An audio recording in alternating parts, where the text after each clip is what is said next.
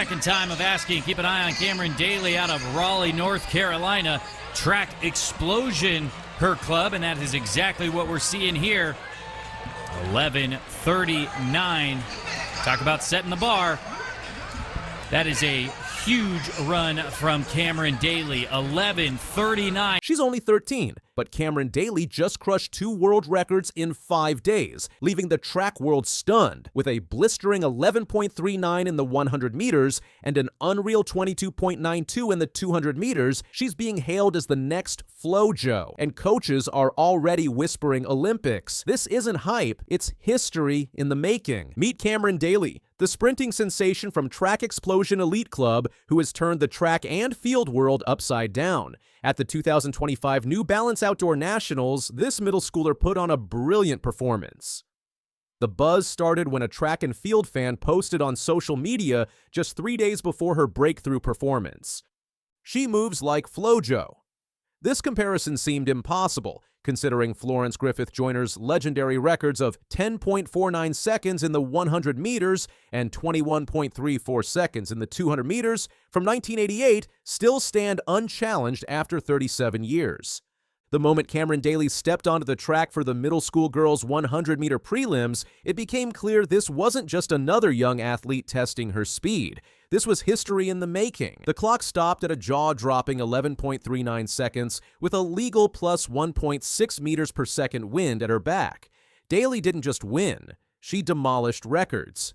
She shattered the meet record of 11.87 seconds set by Parker Coase in 2024 and crushed the world best for 13-year-olds, previously held by Melanie Doggett at 11.53 seconds. But Dailey wasn't finished. In the final, she blazed down the track in 11.35 seconds. While wind dated at plus 2.5 meters per second, the message was loud and clear. This wasn't a fluke. Camryn Dailey had arrived, and she was just getting started. 5 days later, on June 22nd, Camryn Dailey delivered another masterclass in the girls' 200-meter middle school final. With what appeared to be an effortless stride, she crossed the finish line in a staggering 22.92 seconds with a plus 1.7 meters per second wind reading. This mark wasn't just fast, it was a new age group world best. Dailey's time would have earned her second place in the championship girls final and ranked her third nationally among high school athletes. Her closest competitor, Maya Arundel, trailed by a notable 0.29 seconds. The 13-year-old had now claimed 2 track and field world records in just 5 days. Following Camryn Dailey's electrifying final day performance, the official X account of HBCU Track and Field summed it up perfectly. "This is unreal. To compete in 2 different events over 4 days and set world records in both requires extraordinary talent, stamina, and focus."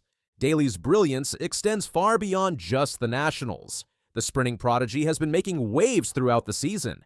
Just 2 weeks prior to her 100-meter breakthrough, she stunned the community with a 51.67 in the 400-meter, establishing a new national middle school record for her age group. Her progression in the 200 meters has been equally jaw-dropping. Back in January at the 2025 VA Showcase, Dailey clocked a solid 23.76 seconds. By May, she had slashed nearly a full second off that time, recording an incredible 22.90 seconds.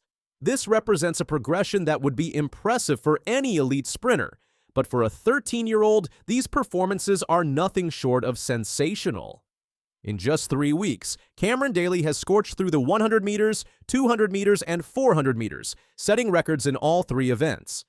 The track and field world has responded with a mixture of shock and excitement. 22.9 at 13 years old is diabolical, one stunned track and field fan posted on social media. Another fan wrote, "Farther down the line, but this girl ran an 11.300 and a 22.9200 at 13 years old. Insane! Early days, but a dark horse to be a high school athlete on the 2028 U.S. Olympic team." This Olympic speculation isn't just hype, it's becoming a genuine conversation. If Dailey makes that leap to the 2028 Olympics, she could find herself in the same historic conversation as Sydney McLaughlin-Levrone, who in 2016 became the youngest American track and field athlete to qualify for the Olympics since the 1980 U.S. boycott. One post captured the growing attention. Coaches all around the country are looking at this young lady. Another fan expressed what many are feeling. I'm so excited to watch her grow. The comparisons to Florence Griffith Joyner carry extraordinary weight when you understand FloJo's complete dominance of women's sprinting. Born Florence Dolores Griffith on December 21, 1959, in Los Angeles, she grew up as the 7th of 11 children in the Watts section of the city.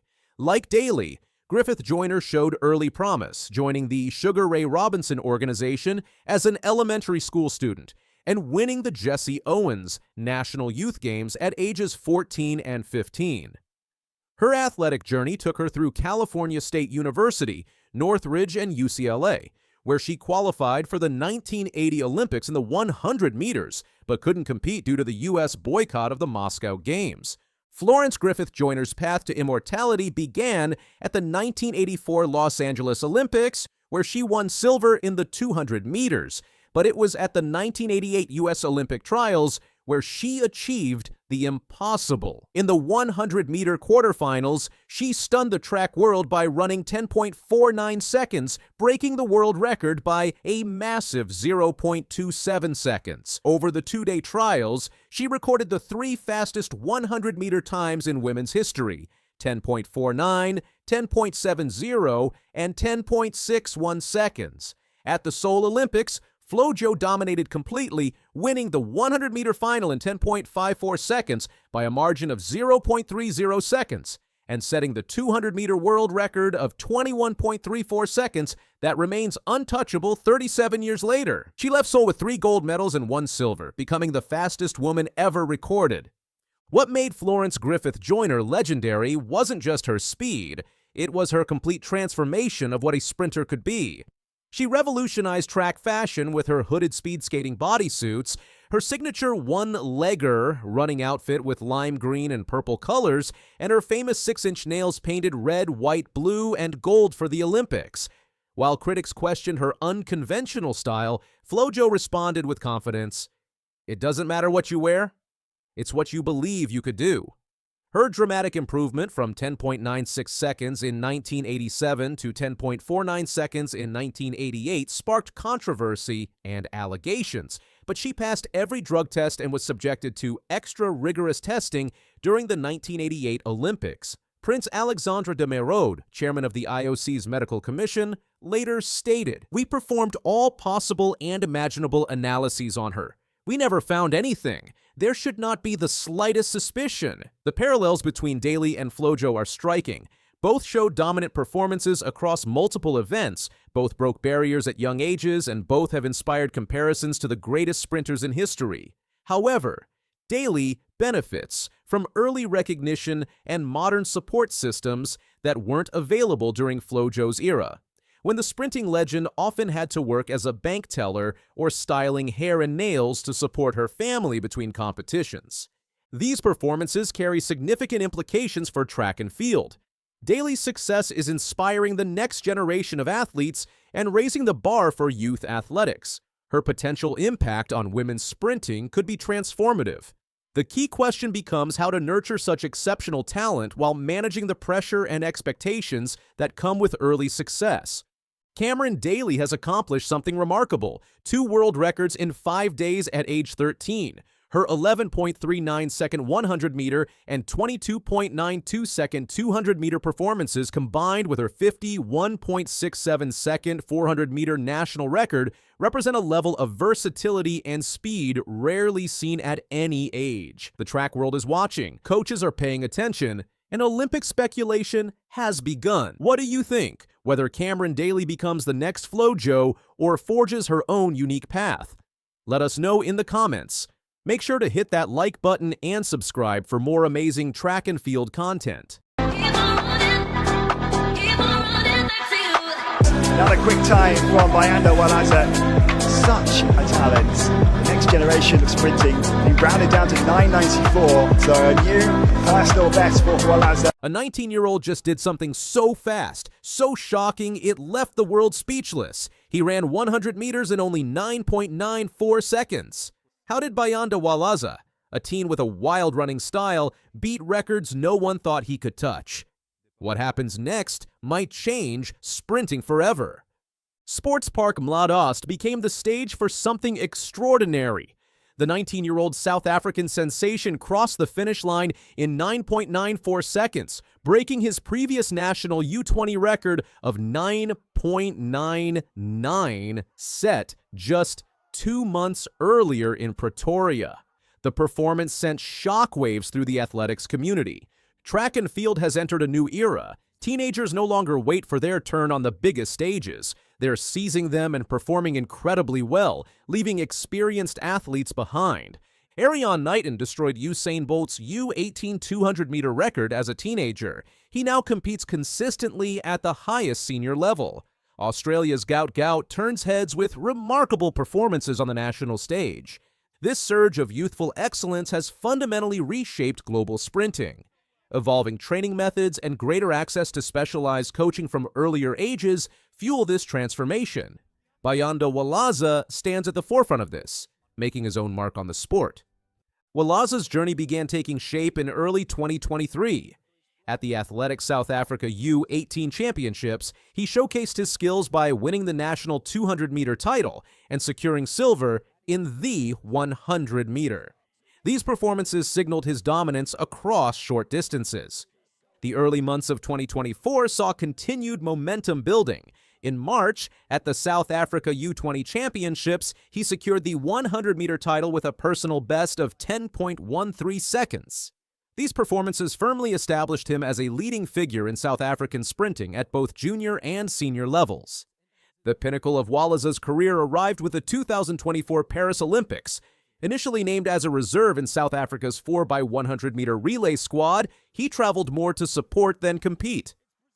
Everything changed when Benjamin Richardson, a two-time world junior medalist, suffered an injury during the 200-meter heats. Walaza got the call. One moment he was on the sidelines, the next he was stepping into the biggest race of his life. Despite being the youngest team member, he lined up in both semifinals and final, carrying pressure well beyond his years with calm focus and quiet confidence. In the Olympic final, Walaza set things in motion, running the crucial lead-off leg. The team delivered South Africa's first-ever Olympic medal in men's 4x100-meter relay, crossing the line in an African record time of 37.57 seconds. He had earned his place not just as a runner, but as a cornerstone of a record-breaking medal-winning team. His remarkable year was far from over. Less than a month after the Olympics, he was on a plane to South America, ready to compete at the World Athletics U20 Championships in Peru. At just 18 years old, he became the first athlete since 1998 to win both 100 meters and 200 meters titles at the event. Dominating the track in Lima, he captured the sprint double and cemented his status as one of the brightest young sprinters in the world. In the 200-meter final, he crossed the finish line in 20.52 seconds with a minus 0.7 meters per second wind reading. Australia's Gout mounted a valiant challenge, surging toward the end to secure silver with a personal best of 20.60. The 16-year-old's performance shattered his own area U18 record and national U18 benchmark. Great Britain's Jake Jordan claimed bronze in 20.81. Adding significance to his victory, he shared the podium with fellow South African Bradley Kawana in other events. The head-to-head battle with Gout in the 200-meter final sparked conversations about a brewing rivalry that would captivate the sprinting world. Walaza's rise through the ranks hasn't just turned heads because of his speed. His running style has sparked conversations throughout the athletics community. Watching him in full flight, his arms swing with windmill-like energy as he powers down the lane. His upper body rocks in a way that breaks every textbook form guide. As strange as it looks, it works. Legends like Canada's Donovan Bailey and America's Bob Hayes, both Olympic gold medalists, also had asymmetrical styles. Yet they reached the absolute peak of sprinting. Walaza may be on a similar path to greatness. In 2025, he opened his campaign in spectacular fashion. At the Gauteng North Provincial Championships in Pretoria on March 17th, he set a new national U20 record of 9.99 seconds. He beat Gifliot Leila, 10.17, and Emil Erasmus, 10.26, to take the provincial title. This performance made him the joint 5th fastest junior sprinter in the world over 100 meters. In that moment, Walaza joined an elite club as only the 9th South African ever to run under 10 seconds and the first junior athlete to achieve the feat. Just days later, he reminded the world that he's equally deadly over 200 meters. Racing to a new South African junior record in the half-lap sprint, he crossed the line in 20.08 seconds. Both performances weren't just personal milestones, they were qualifying times for the 2025 World Athletics Championships in Tokyo. On May 11th, he once again represented South Africa on the global stage, competing in the men's 4x100-meter relay at the 2025 World Athletics Relays in Guangzhou, China. He demonstrated consistent performance and his crucial role within the team. Walaza helped propel the South African squad to victory in the event. The team delivered a world-leading time of 37.61 seconds, adding another significant gold medal to his rapidly growing collection. This performance reaffirmed South Africa's formidable presence in world-class sprinting. The stage was set for something special at the 75th Boris Henjecovich Memorial in Zagreb. This World Athletics Continental Tour meeting would become the venue for Walaza's most stunning performance yet. Racing into a minus 0.3 meters per second headwind, conditions that typically slow athletes down, Walaza stormed to victory. He pulled away from competitors at the halfway point, surging forward with his unmistakable running style. His closest competitor, German sprinter Owen Ansah, trailed behind at 10.20 seconds. The clock stopped at 9.94 seconds. The young South African had shattered his own national U20 record of 9.99, which he had set just months earlier. With this performance, he now stands as the 4th fastest U20 sprinter in history. Only 3 athletes have ever gone faster at that age. Botswana's Olympic 200-meter champion Letsile Tebogo ran 9.91 in 2022. American Christian Miller clocked 9.93 in 2024. Only 3 South African sprinters have ever recorded faster times than Walaza's new mark. Walaza and his coach had their sights set on Zagreb.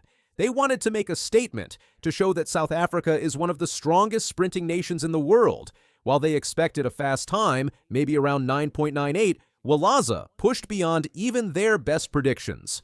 It was something my coach and I were planning to come here and show up and show that South Africa is one of the strongest countries, said an elated Walaza after the race. We were not expecting this result, 9.98, but it was 9.94. His ambitions extend far beyond current achievements. To be one of the fastest juniors feels like an honor and makes me want to work more, be strong, and win.